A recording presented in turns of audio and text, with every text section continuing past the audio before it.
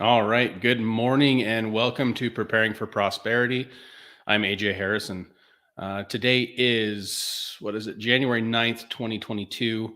And I have not been doing lives the last couple weeks. And that is because we have progress in the tiny house behind me. Um, had some guys come in and finish the tape and texture work, and we got it painted, and we're working on electrical trim out and flooring. And I went and picked up the cabinets and the trim and the one door that we need yesterday at at Home Depot. That was a 4-hour Home Depot trip from hell. um, my wife and the youngest were with, and we were there for like 3.5 hours by the time I found everything we needed, and they got the cabinets pulled down. Um, so good times in the neighborhood. We borrowed a trailer. I reached down, turn this thing off.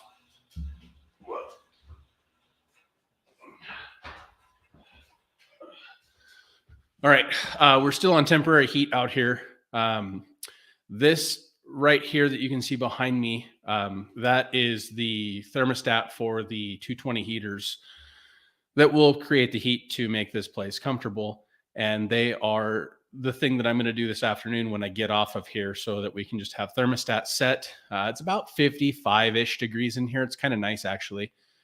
Um, so it's a kind of a blustery first time we've got snow in a long time kind of day. There's really nothing out there, but I'm wondering what the internet's going to be like. And the whole reason for doing this podcast right here, this live stream, is I'm going live with Jack Spearco on the Survival Podcast in less than an hour now. And I wanted to do some testing. We got some new equipment. Went out, and our internet has been really shoddy, and to the point of, to do one live stream, have to kick everybody else out, basically unplug the router, plug directly into the modem, and go from there. And well, actually, no, we weren't doing that because we had a combination. So I was having to shut off the Wi-Fi and only allow the direct connection, and we were still getting very spotty internet.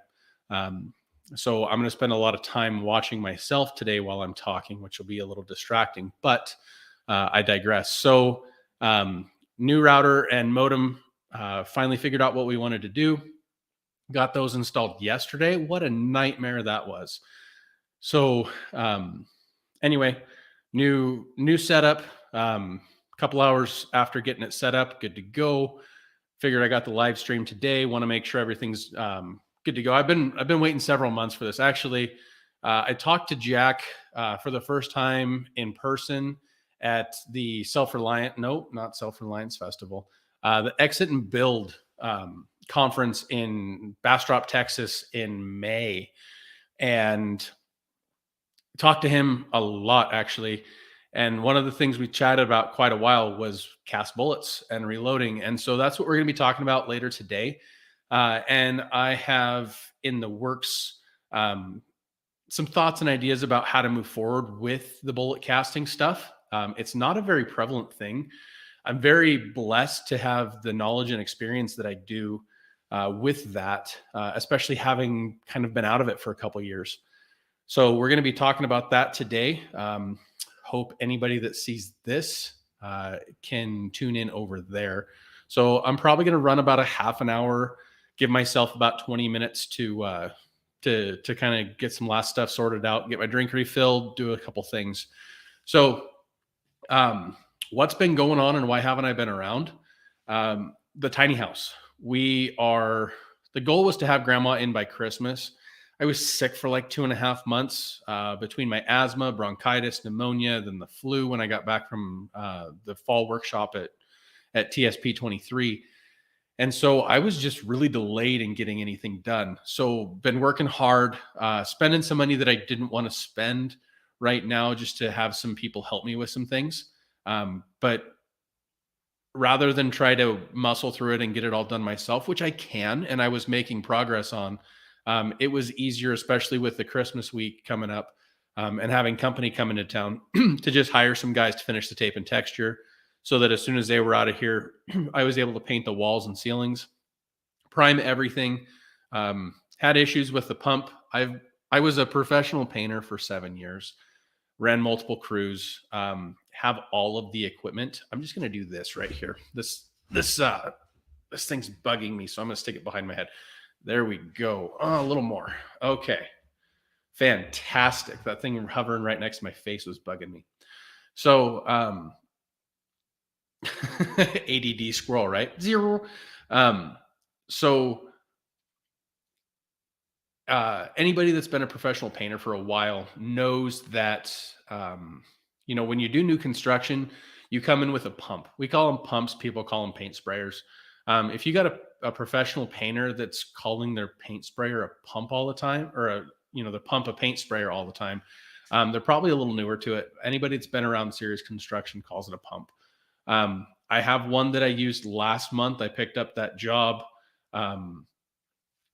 Painting the new construction house for my electrician friend and got that taken care of, left it all set up, and apparently there's a clog in one of the hoses. So rather than spend a couple hours screwing with it, I just got out the rollers and the brushes and did it the old fashioned way. And instead of taking about 3.5 hours total to paint the whole thing, it took a couple days. Because this, you can't tell because the light's so bright behind here, but this is the same color, and it is the most god-awful blue that I can imagine. Really, it's like a sea green / mint green / blue. Grandma absolutely loves it. I put one coat on the walls and made her come in and take a look at it before I cut it all in, because it was bad.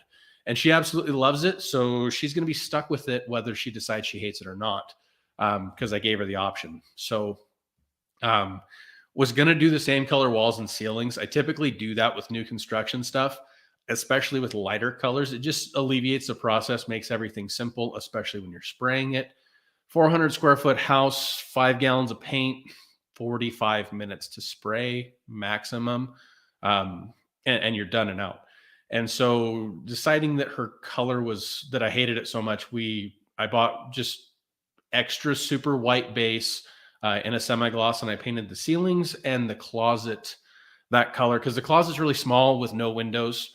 It's 5 by 5, so it's big for a closet if you've got a spec house with a 5 foot by 2.5 foot deep closet that isn't a walk-in. But for a walk-in, it's really small. So I painted it that color, and then we're just moving and grooving. Got the LVP pretty much all the way installed. Got the deck. I tore the deck completely apart. Didn't like how I had it started. Some of the measurements were way off. Set up the GoPro to record because I'm trying to be better about that. And the thing, I don't know, there's no footage of it. So I need to learn technology.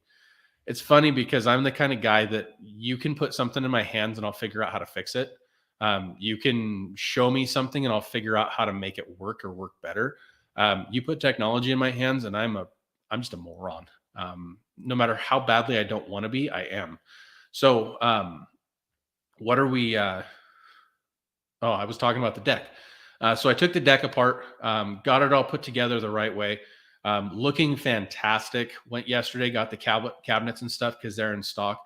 We're looking at -45 with wind chill coming up this week.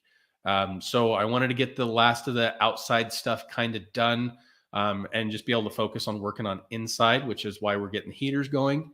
And yeah, it's moving along really nicely. I borrowed an enclosed trailer yesterday. I don't own a very big one because the plan was to go buy all the cabinets. Well, typically when you go to the big box stores, the cabinets are all put together and you just open the box and kind of slide it up against the wall, a couple screws, you're good to go. Apparently the cabinets that we picked out are IKEA style. So they came in a flat box. Most of them are, this tall, 6 to 8 inches tall, super heavy. Yes, cabinets are heavy when they're put together, but cabinets are, when something's bigger like that, it's kind of easier to spread the load out and move it versus everything all being a lot less manageable, because you've got to get underneath that big heavy box and pick it up. So that and the trim and the door and the water heater are all in the trailer right now. And we took advantage of that 0% for 20 months or 24 months at Home Depot because why not? There's, with interest rates the way they are and and funds being the way they are, might as well take advantage of 0%. So we should have grandma in here it should be ready for her in about 3 weeks, which is pushing the end of the month. So as soon as I get the cabinets put together and some of the trims started, she's putting in her 30-day notice so that she can be moving. So that's the kind of catch up with what's going on around here. The broth that we have talked about time and time again, especially with the freeze drying content, we're moving forward with it in a big way. We're not just going to be making this with our home freeze dryer in the garage or in the spare room or, wherever. We've got an 1,800 square foot facility we're leasing that is going to be FDA and USDA inspected. Joel Salatin's got a book called Everything I Want to Do is Illegal. And all this last week on the phone for hours, and I mean hours, like 6-8 hours a day, multiple days in a row on the phone with bureaucratic agencies, just to try to move forward and figure out how we needed to move and process. Because when you're selling food, especially meat products over state lines, you're in federal territory. And while that's all good and dandy and everything, you're talking about federal crimes, not just slap you in the face legal for a fee. I mean, everything's legal for a fee. It just depends on the fee you want to pay. But you're talking about like prison time possibility, if not big fines. This heater keeps kicking on. I keep turning the thermostat lower and lower.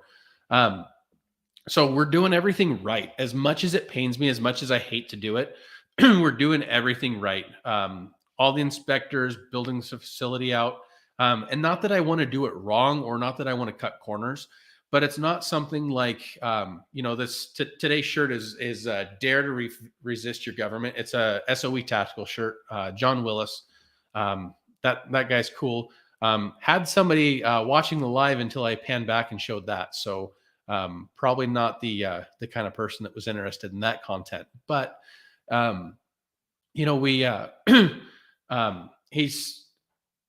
don't even remember where I was going. Dare to Resist Your Government. They build tactical gear, and they started in a garage, moved into a big facility. He spent time in prison. Now they're in Camden, Tennessee, crushing it in like a 16,000 square foot facility on 10 acres. And it's great.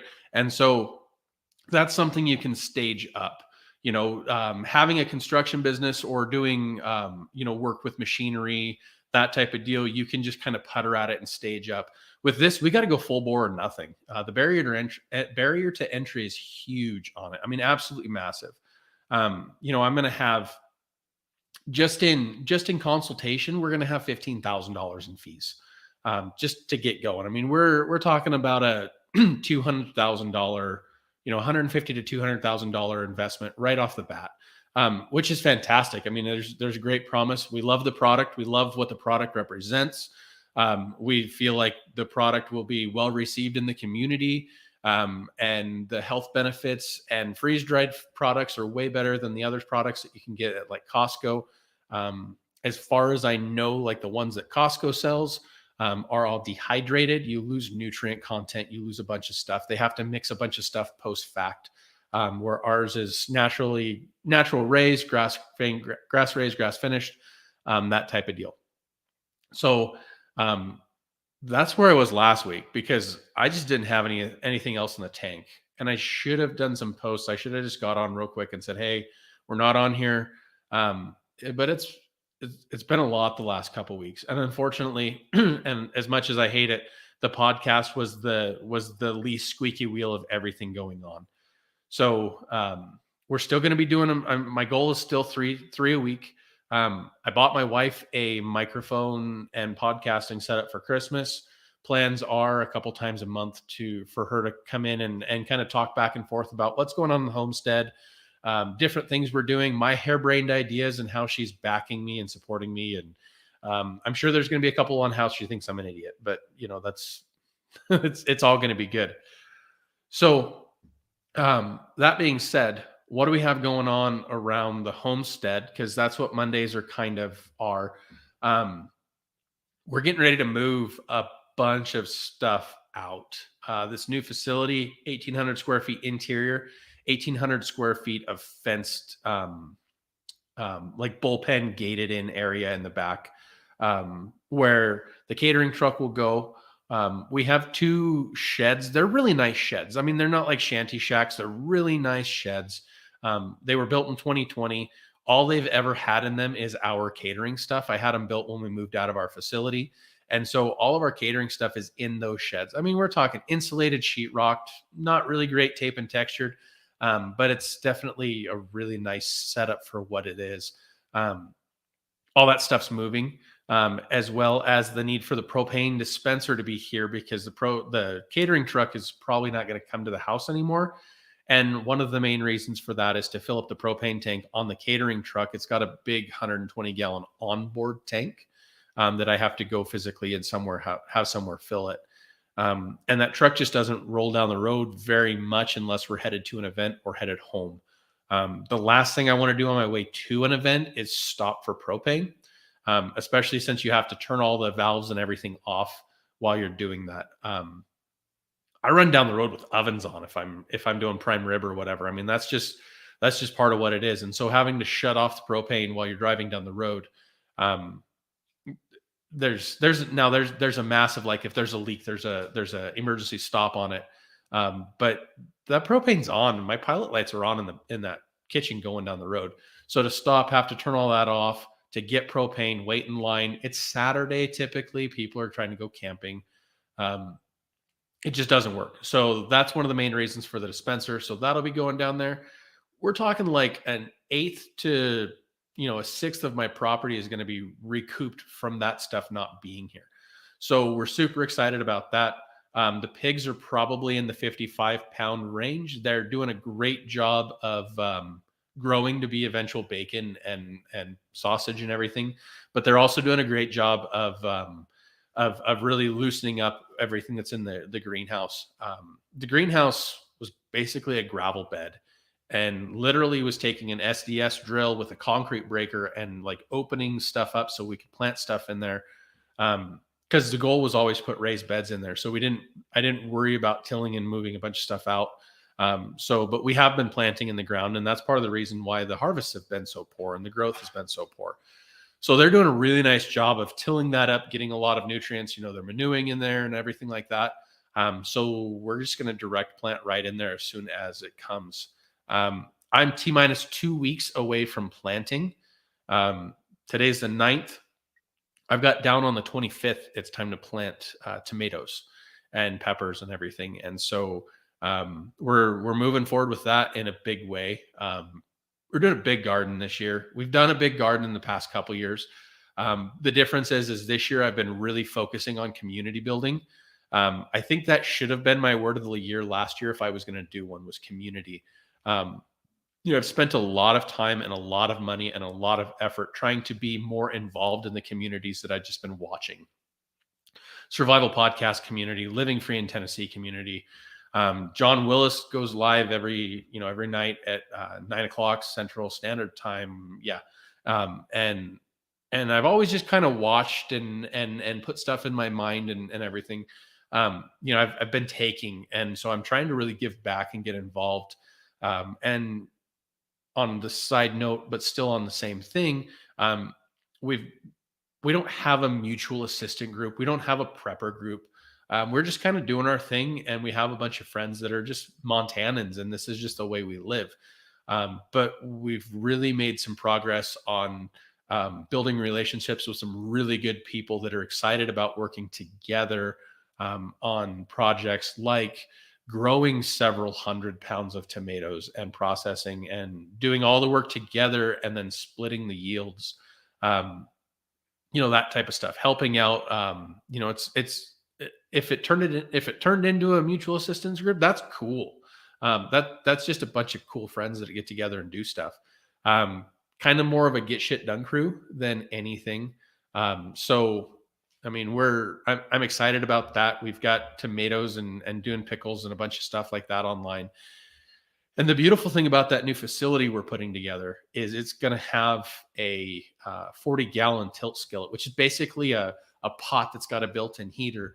And then as you use the material out of it, you actually crank it up and it tilts to pour everything out.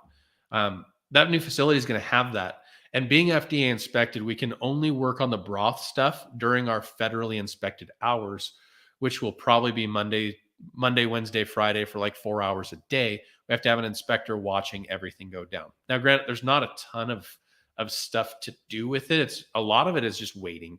And we've had those productive conversations and got stuff figured out. But Friday afternoon through Saturday or Sunday night, there's not really anything going on except for freeze dryers humming in the background. So we're going to use that facility for a lot of prepping and canning and stuff. Um, we're starting off with 3 extra large machines plus our large, hoping to add another 3 XLs this fall. Harvest Right did tell me that they've got some other plans in the work for larger machines. So I'm doing my best to be on that list for releases and keeping in the know, because we want to scale this thing out to the equivalent of well, as much as we can. But we would really like to have the equivalent of like 12 or 16 extra large Harvest Right freeze dryers running all the time for broth. It takes a long time to build not a lot of product. So that's kind of the goals with that. Trying to utilize that facility for as much as possible. I had plans to try to start doing some microgreens down there while we were still small. I feel like that's going to involve like walling and creating a false ceiling for a grow area.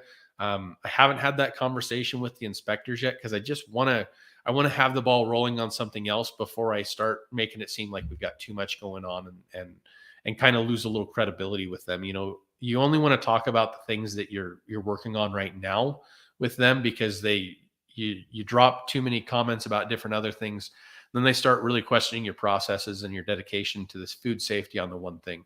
And food safety is key and king. I mean, I see we were in town yesterday coming out of Home Depot, and my wife showed me a video of this gal. She's making bread in her house. She's bought this $8,000 super fancy oven that all the sourdough gals are buying and spending stupid money on. That there's actually a lot better commercial ones out there for cheaper. But that's not the thing. And she's showing a video of she's taking a bunch of loaves out of the oven.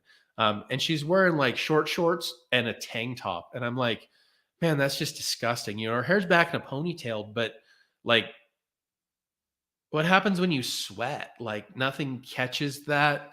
Like it's just a hygiene thing, and I don't want to eat that food. And say what you will about that, but I'm a chef. I don't eat after people. People are gross. You never know what people have had their mouths on. You never know what people. You just don't know, and so it's better to just not. So food safety is huge, and that's why I have a great relationship with the health department, which is what transcends over into having a great relationship with the livestock inspector, because we're using a product that has meat in it.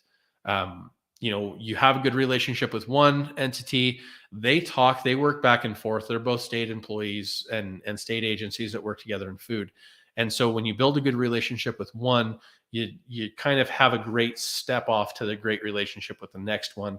And Montana has just passed some stuff with the FDA to where they're approved to where the Montana livestock inspectors can work as federal inspectors because the Fed has so few people. So that's what's going on. That's where we've been. Today is Wednesday. Today is Tuesday. Tomorrow is Wednesday. We've got some cool stuff that came out of the freeze dryer over Christmas that we are going to talk about. Talk about some cool things that we kind of came up with from there. Looking forward to those shows. I really enjoy those shows. It's hard. I have a hard time with it because I watch and I'm around so much freeze drying content that the basics are like, I don't want to bore people with basics, but there's a lot of people that want the basics that don't have the experience. And so I have to continually tell myself like, hey, take it back grassroots, talk to, if you're more advanced than I am, maybe you'll pick up a tip or a trick or get an idea. But if you're not as advanced as we are, then we want to help you to get as advanced as we are and make the progress and do the things. So with that, I've been on here for 25 minutes already. I've got about 20 minutes before I need to be ready to go on the survival podcast. So I'm going to go ahead and get off of here. We have a new website. It's ajharrison.co. And that takes you directly to our Preparing for Prosperity website. We're working on a lot of branding. I want to make it easier. I love the name of this podcast. It has a lot of personal meaning, but it's wordy and it's difficult. So we're following Nicole Sauce, who did NicoleSauce.com, and just making it an easy blanket place to go where you can find everything, and that will eventually include our freeze dried products and everything like that. And just because we like healthy stuff and we like to focus on that, doesn't mean we're not going to be running candy and doing other things as as incentives and other income revenue sources. So yep. So thanks for watching. This is AJ Harrison with Preparing for Prosperity. You can find us on all the socials at Preparing for Prosperity. Easiest way to find me on YouTube is at AJ Harrison. And we are still working on our getting to 100 subscribers for YouTube. So hit that subscribe button. As soon as we hit 100, we've got some Holler Roast coffee that we're going to have made. We got a mug a custom mug that says Preparing for Prosperity, and a couple freeze dried sample things that we're going to send out. So it's not a huge thing, but it's only 100 subscribers. So if we can get there, I would sure appreciate it. All right, guys. Hopefully we'll see you on Jack Spirko's live stream.